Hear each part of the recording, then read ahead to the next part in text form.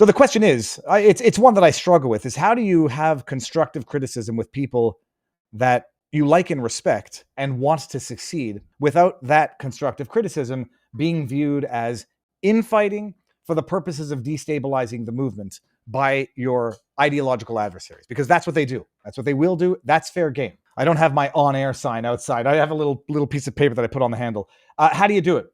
We're going to take a lesson of how not to do it.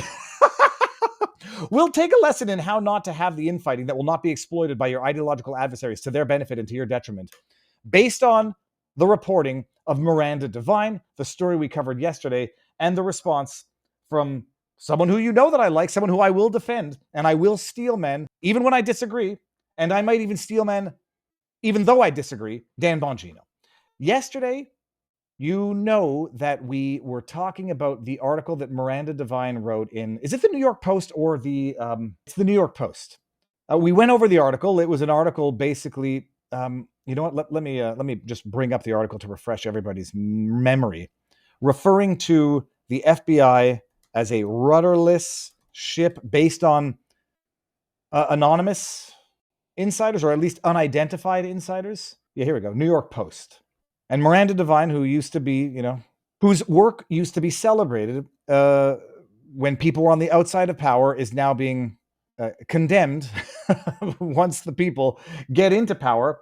And once you realize, whether you like it or not, when you're in a position of power, people are going to criticize. People are going to criticize to try to take you down, and others are going to strengthen you to keep you there.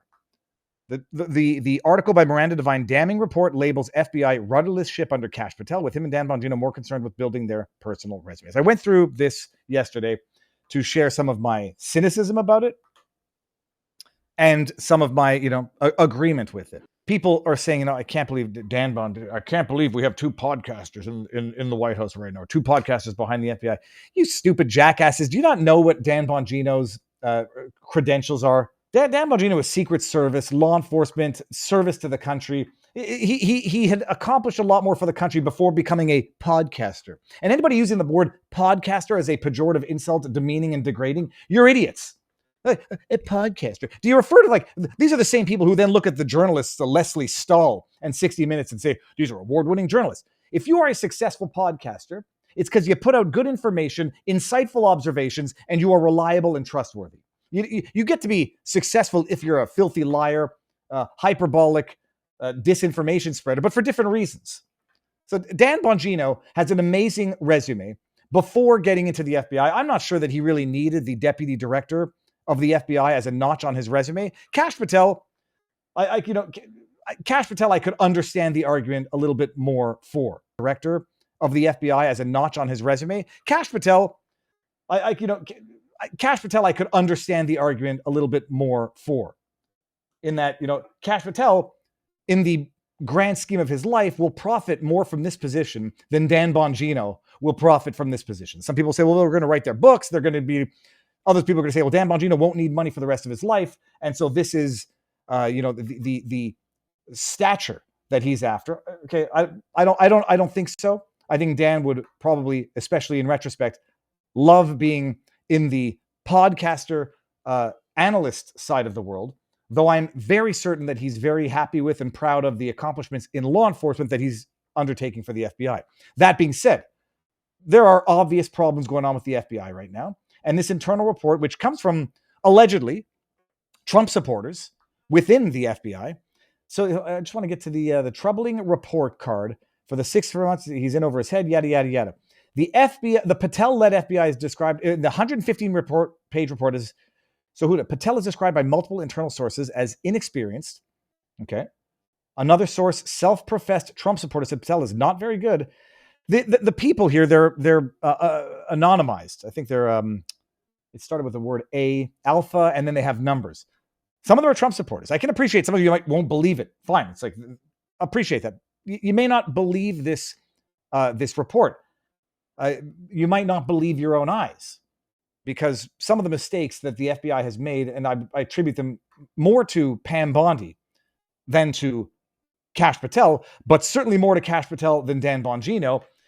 Some of the mistakes have been, novice, rookie, inexplicable, inexcusable mistakes.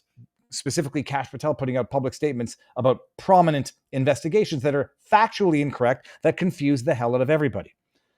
But Miranda Devine had been something of I don't want to say something of a darling. She had been highly respected by Bongino because of the quality of her work back in the day when he agreed with it. Now that he's the subject or object of it, obviously no one's going to like it, and people are going to try to find a way to discredit it. And so the infighting that occurred yesterday was Dan Bongino from his personal account saying Deep State Divine strikes again. Miranda loves attacking our reform agenda with gossipy anecdotes from disgruntled former employees because she's upset that her, quote, reporting, end quote, keeps falling apart under scrutiny. You can always count on Miranda for a timed hit piece when the director and I make big changes. Miranda prefers the old guard. I don't. Full steam ahead. Tagging her. There's some legitimacy in this.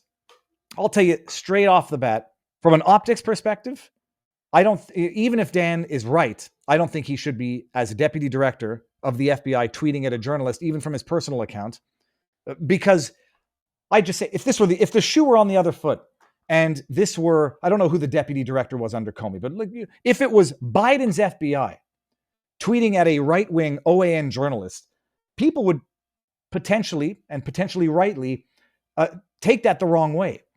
Take that as something of, be intimidated by that. If you're Miranda Devine and you got the deputy director of the FBI tweeting at you, even if it's from his personal account, you might feel threatened by that. Maybe wrongly, but again, just imagine what you would be thinking if this were a Biden FBI tweeting at an OAN journalist or an independent journalist. Now, that being said, Dan makes good points, and maybe he wants people to appreciate those points. The people who might have been the anonymous sources for this article might be disgruntled. First of all, they might be, I'm going to not use that word because it's meant it colloquially, but they might be backstabbers, TDS turncoats. They might be people lying about their support for Trump and still being part of the deep state that I certainly believe is part of the FBI. That's part of the problem. To the extent you have disgruntled former employees or disgruntled current employees or TDS current employees, they need to be purged. They need to be purged because even if Dan is right now, this is part and parcel of the problem of having not purged the FBI's rank and file of people who will stab Dan and Patel in the back at the first opportunity that they get. So yeah, it might be gossipy. It certainly will feel gossipy to the objects of it. And if it's inaccurate, it's coming from people within that are there to sabotage Bongino and Patel. They need to be purged. If it is accurate, these problems need to be remedied. Miranda writes back, I've learned that Dan Bongino has been claiming he published, this would not be the angle that I would have replied with. There's a clip of Bongino saying he published Miranda Devine's book. It was The Laptop from Hell back in the day when Bongino was celebrating the quality of Miranda Devine's work. He says, I published it. It's an 11-second clip. I'll see if I cannot find it in response to one of these things. I've learned that Bongino has been claiming he, quote, published, end quote, my bestseller, Laptop from Hell. This is false. My contract was with the courageous Anthony Zaccardi of Post Hill. Anthony later offloaded risk by selling Dan a portion of the book. Dan benefited financially from my accurate reporting on the deep state. Now that he's inside the FBI, he attacks me for my accurate reporting and accuses me of being part of the deep state. Shaking my face emoji thing. The good news is that you can still buy Laptop from Hell in hardcover, makes a great Christmas present, and you will put a few pennies in Dan's pocket. That's kind of funny. I would have taken a different angle and said, yeah, he published it. And the semantics here is that people are going to say, yes, he did still publish it. If he bought the rights and then sold the book, that's basically publishing. And so you've made a distinction without a difference. Yeah, Dan published the book. It's technically correct what he said. I would have just kept it simpler. Yeah, he did publish my book because it was great. It was great reporting and nothing's changed in me. But this is not the type of fighting that should be happening. And you have to appreciate that when you get into the positions of power, people are going to come at you rightly and wrongly. And if there's any element in truth to that report in the New York Post and that 115-page document, the better move would be silence and maybe make some changes. And when it's coming out now and it looks like, I don't know if Kash Patel is on borrowed time as the director of the FBI, it feels good to defend yourself. And sometimes, especially when you're the object of what you feel to be unfair criticism, you feel obliged to defend yourself. That doesn't always mean it's the ethical and best course of action to do. Because if I'm a lefty, disingenuous hack of a journalist. You can predict, in as much as, every time Trump closes his eyes during a press conference, they're going to accuse him of falling asleep. You know that there's going to be some lefty journalist hacks out there who are going to say that it's inappropriate for the deputy director to be tweeting at a journalist because he doesn't like her journalism, even if it's from his personal account. And even if he's right. And so none of this should be happening. That being said, we need some answers from the FBI sooner than later on the biggest issues of the day. And transparency. Being told that there's nothing more to see here and demonizing Tucker Carlson for exposing the fact that the FBI at the time seemingly lied about Thomas Crook's social media footprint. And we're told that there's nothing to see here. He acted alone, move along. Nobody's buying it. And if nobody's buying it, even if it's true, it's a problem. So you got Butler. You got the Kirk assassination. You've got the January 6th, where we still don't have any meaningful progress. We still don't have a response to Steve Baker. And again, strategically, why it's a bad move to respond to Miranda Devine, but not respond to Steve Baker. Some people are going to say, well, what Steve Baker's saying has to be even more true if the FBI has not responded to his reporting of having allegedly identified the potential January 6th pipe bomber suspect based on a gate analysis. Why respond to some journalists and not others? People will draw conclusions. So apply the same brushstroke to all so that nobody can read anything into it, accurate or inaccurate. It's the same thing in poker. Like if you make the same face every time, nobody's going to know when you're bluffing when you have the best hand. But if you do something different, people are going to read into it rightly or wrongly. So that's where it stands. The success of the current administration is an existential issue for the future of these United States of America. And if anybody thinks I'm being unfair, opportunistic, clickbaity, rest assured, I'm not.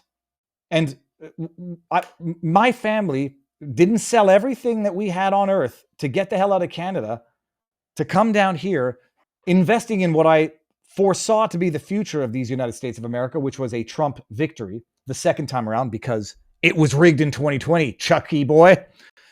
It's not an investment you make, I should say a sacrifice that you make so that you can come in and exploit the downfall. This is a question of preventing it.